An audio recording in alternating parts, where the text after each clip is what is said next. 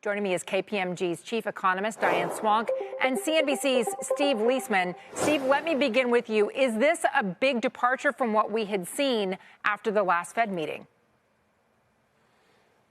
Yeah, and by the way, Contessa, unfortunately, you blinked, and it's an even bigger departure because those probabilities are now down to 41%. And I get that because it's only just been in a little bit that we've had that move. As you saw, the 10-year yield rise higher to around 4.14, and now the probabilities have now fallen off even more.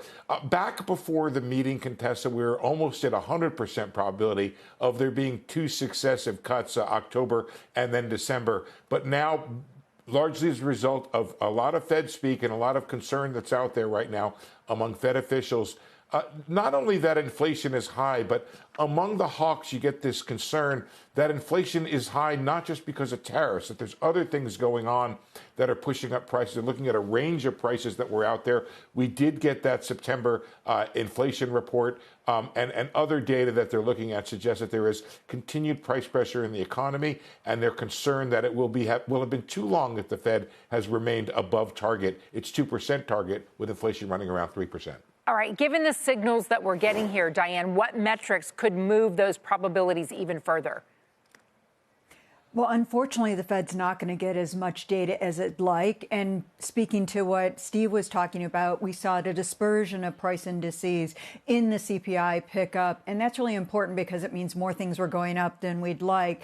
And it is outside of just tariff-induced inflation. It's also inflation related to pockets of labor market shortages that we're seeing in things like in-home elder care, daycare, the child care crisis. These are all affordability issues that are starting to creep up.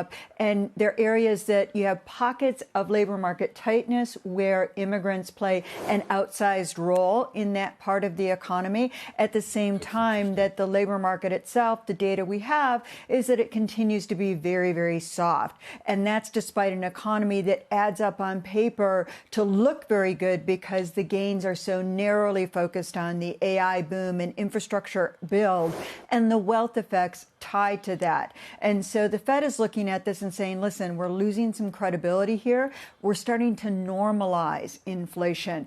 And then even the tariffs, now that they're lower than what they could have been, that's good news. But the problem is the way they've been sequenced is it mimics inflation. And it's just another factor of normalizing inflation. And that's something. Inflation is something that you and I talk about. Most people just look at the level of prices, and the bottom line is the level of prices is out of reach given their incomes. That's very important, and it's something that is clearly resonating with the administration as well. In fact, where you started the conversation, you're looking at in-home elder care going up at its fastest rate on record in September in CPI. We had daycare up at its third fastest pace on record. I mean, those are real costs that people have to pay. And then when they go to Walmart to try to buy groceries, they're thinking, well, which do I pay for? Do I pay for daycare or do I pay for groceries? And maybe this is why we're seeing a lack of participation in the labor market in certain areas. In the meantime, absolutely. Steve, back to you for a second here. We don't know what the PCE index is for October. There are gaps in what the Fed is working with in making that decision. Does that matter? I think it does. We will get, I suspect, in the next couple days, the jobs report for September.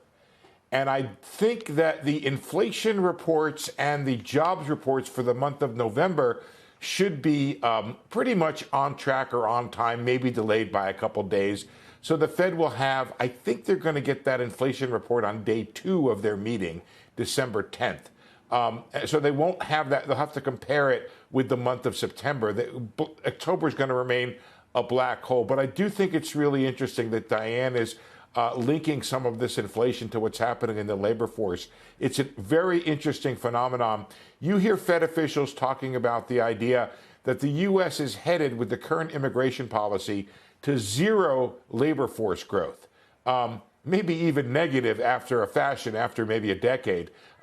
And Jeff Schmidt this morning from the Kansas City Fed said his bank staff has looked at the numbers and they think that the right break-even rate, that is the payroll growth rate required to keep the unemployment rate from rising could be as low as 50,000. I've heard numbers as low as 30,000. So the idea that if we're just going to do 20, 30, 40K a month, and that's going to keep the unemployment rate stable, the thinking at the Fed, at least among the hawks, is that's not something for policy to react to.